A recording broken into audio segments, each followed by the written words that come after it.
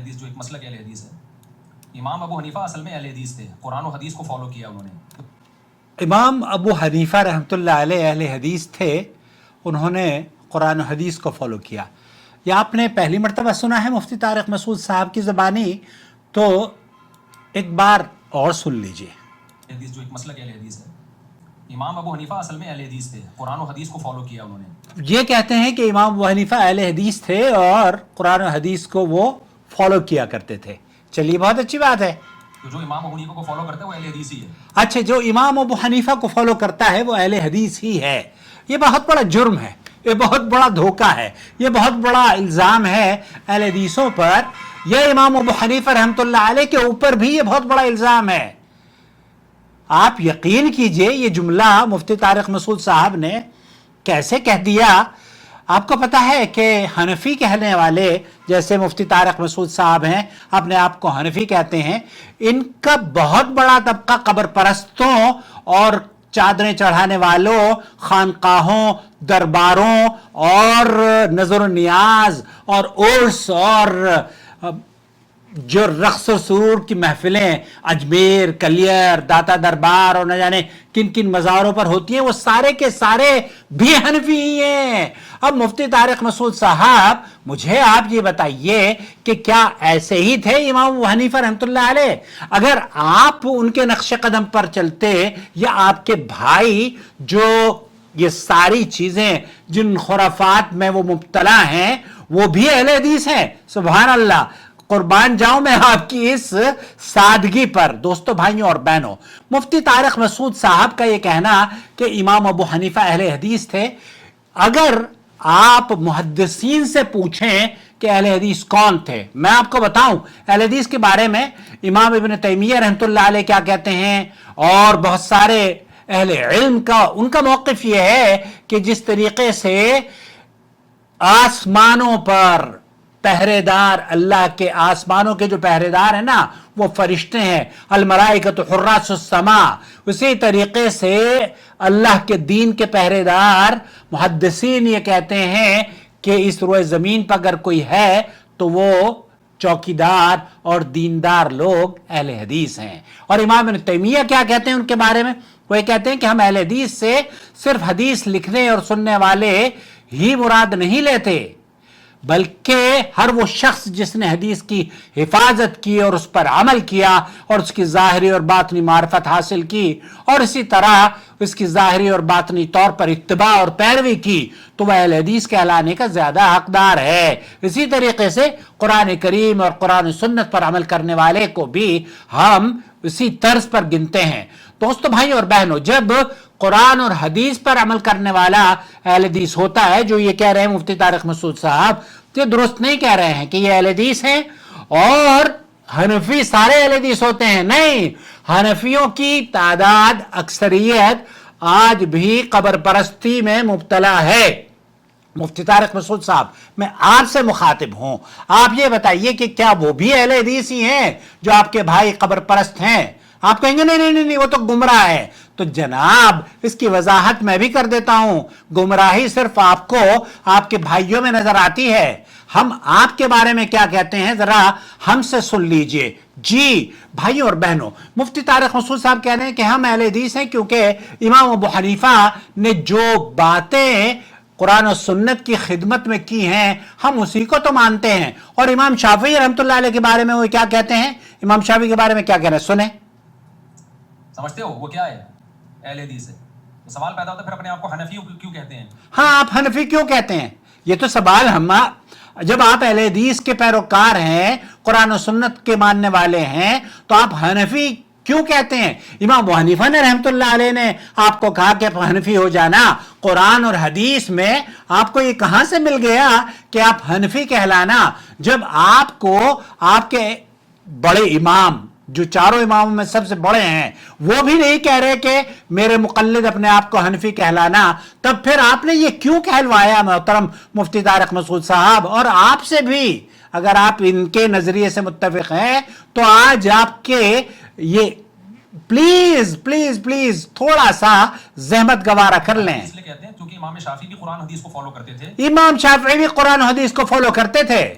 तो उनको बाज लोगों ने फॉलो किया, तो हम उनको बाज लोगों ने फॉलो किया। हालांकि शाह वलीउल्लाह मुहद्दिस देहलवी, मेरी वो वीडियो देख लीजिए आप तकरीर तिरमिजी में, जो शेखुल हिंद ने शाह वलीउल्लाह मुहद्दिस देहलवी और शेखुल हिंद ने तकरीर तिरमिजी में लिखा है कि हक और इंसाफ की बात तो यह है कि बे और शरा का जो एक मसला है बे उसका खरीदो फरोख्त का, तो उसमें यह कहा कि हक और इंसाफ इमाम शाफी रहमतुल्लाह अलैह के साथ है, लेकिन हम उसके बावजूद भी यजिब अलैना तकलीद इमामना, फिर हम हक और इंसाफ की बात नहीं सुनते, बल्कि हम इमाम अबू हनीफा की पैरवी करते हैं, और इसलिए हम पर वाजिब है कि इमाम अबू हनीफा की पैरवी करें।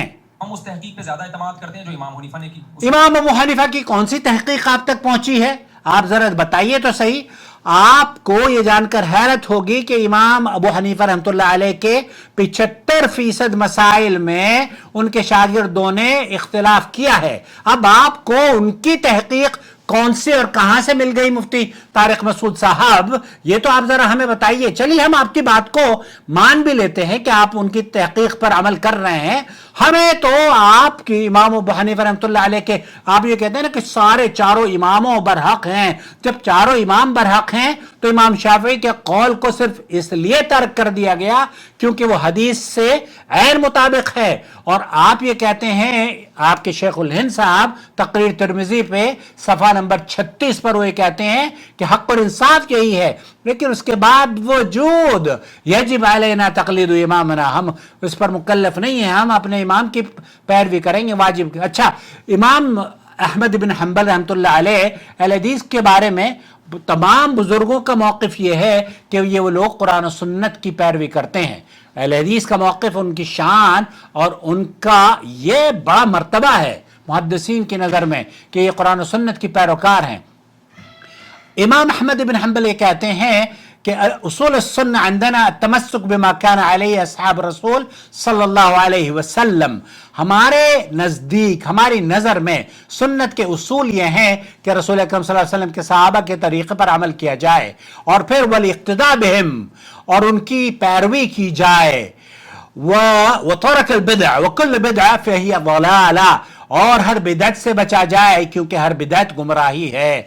और इसी तरीके से इमाम अबू हनीफा और दीगर अइम्मा भी ये फरमाया करते थे कि तुम्हें आसार और सलफ के तरीके पर अमल करना चाहिए और हर नई ईजाद से बचना चाहिए, क्योंकि वो बिदअत है और बिदअत गुमराही है और गुमराही जहन्नुम में लेके जाती है। अब मुफ्ती तारिक मसूद साहब, आप हमें बताइए, इमाम अबू हनीफा रहमतुल्लाह अलैह तो फरमाते हैं कि जब मेरे कौल को आप नबी करीम सल्लल्लाहु अलैहि वसल्लम की हदीस के मद्दे मुकाबिल पाओ तो उसको दीवार पर दे मारना।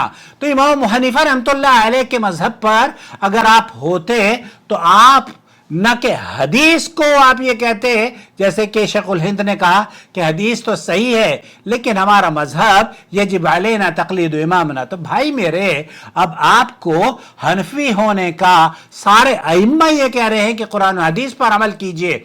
इमाम अबू हनीफा बकौल आपके कुरान हदीस पर अमल करते थे। हमारा भी हुस्न ज़न्न यही है कि इमाम अबू हनीफा रहमतुल्लाह अलैह कुरान हदीस पर अमल किया करते थे। लेकिन लेकिन लेकिन आपको किसने मजबूर कर दिया कि कुरान और हदीस को छोड़कर उनके जो शागिर्दों ने लिखे हैं, फतवे दिए हैं, उस पर अमल करें?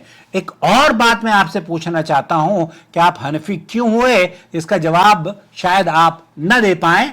बहरहाल, हनफी मसलक पर तकलीद पर मबनी इज्तिहादी जो मसलक है वो दरअसल 1400 साल, या मैं कहूं जैसे दिफा इमाम अबू हनीफा ने उन्होंने लिखा है कि ये 1200 साल या 1400 साल ये नबी करीम सल्लल्लाहु अलैहि वसल्लम के अहद मुबारक में तदवीन नहीं पाया, बल्कि इमाम अबू हनीफा के भी वफात के 100-150 साल के बाद मुरव्वज या तरवीज हुआ है। तो एक ऐसे मजहब पर आप गामजन हैं जो कि सलफ सालिहीन का मनहज नहीं रहा है।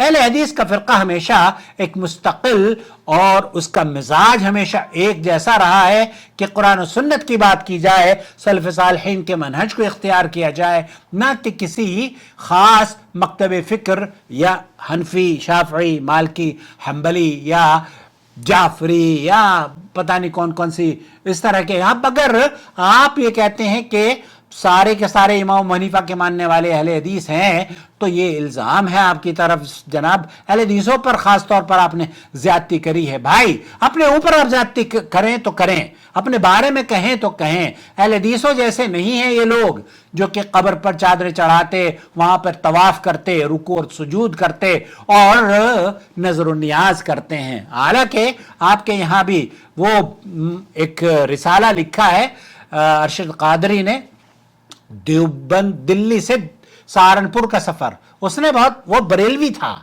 लेकिन उसने आईना दिखाया है देवबंदियों को, वल्लाही वो पढ़ने वाला वो रिसाला है, छोटा सा रिसाला है। वो कहता है कि जनाब आप ये समझते हैं कि देवबंदी कब्रों से अकीदत नहीं रखते, और मुफ्ती तकी उस्मानी साहब तो कह रहे हैं कि मेरे भाई के वफात के बाद भी उनसे हम कब्र से फैज़याब होते रहते थे। मेरी वीडियो देख लीजिए, मुफ्ती तकी उस्मानी साहब का बयान। मुफ्ती तारिक मसूद साहब, आप आपके अकाबिर इस तरह की गुफ्तगू करें और आप अपने आप को कहें कि हम अहले हदीस के पैरोकार हैं, या अहले हदीस इमाम हनीफा रहमतुल्लाह अलैह अहले हदीस थे। इमाम हनीफा के बारे में आप कहें तो कहें, लेकिन अपने आप को कहें कि आप अहले हदीस हैं, और ख़ास तौर पर उन लोगों के बारे में, हनफियों के बारे में कि इमाम हनीफा के पैरोकार जितने भी हैं वो सारे के सारे अहले हदीस हैं। नहीं भाई, इमाम हनीफा के पैरोकार सारे के सारे अहले हदीस नहीं हैं, बहुत गुमराह हैं, बहुत गुमराह हैं आपकी नज़र में भी। अब आपका मैंने बयान सुना था, आप कहते हैं कि अल्लाह ताला अर्श पर मौजूद है, आपके सारे भाई ये कहते हैं कि अल्लाह ताला अर्श पर नहीं है, वो तो हर जगह है। अब आप ये कहिए कि इमाम हनीफा सही थे, आप सही हैं, या आपके ये सारे बड़े बड़े लोग सही हैं, या बरेलवी मकतब फ़िक्र के लोग। आप अपने आप को हनफी कहते हैं, लिहाजा हमें बहरहाल आपसे सिर्फ इतना ही दरख्वास्त करेंगे कि आप अपना अकीदा दुरुस्त फरमा लें और लोगों को कम से कम इस फिक्र से आज़ाद कराएं कि उस चीज की पैरवी होनी चाहिए जिसका हुक्म अल्लाह ताला ने दिया है। इत्तबिउ मा उन्ज़िला इलैकुम मिन रब्बिकुम वला तत्तबिउ मिन दूनिही औलिया। उस चीज की पैरवी करो जो तुम्हारे रब ने तुम्हारे तरफ भेजी गई है। मुफ्ती तारिक मसूद साहब से मैं गुजारिश करूंगा कि उस चीज की पैरवी करें जो रब ने भेजी है, उस चीज की पैरवी ना करें जो कि पता नहीं कहाँ कहाँ किसने किसने अपनी राय और इज्तिहादी अक़वाल या ख्वाब और ख़यालों के मंजर उसमें पेवस्त करके आपको इधर उधर लगा दिया है। नाराज़ ना हो मुफ्ती साहब, बहरहाल मैं बहुत शुक्रगुजार हूँ अपने वीवर्स का, अपनी राय से आप ज़रूर नवाजिएगा। और मुफ्ती तारिक मसूद साहब ने जो ये कहा है कि इमाम हनीफा रहमतुल्लाह अलैह अहले हदीस थे, हमारा भी यही गुमान है, ये हुस्न ज़न है। अल्लाह उनकी कब्र को जन्नत का बाग बनाए और हम सब को अल्लाह ताला कुरान और सुन्नत पर अमल करने वाला बनाए।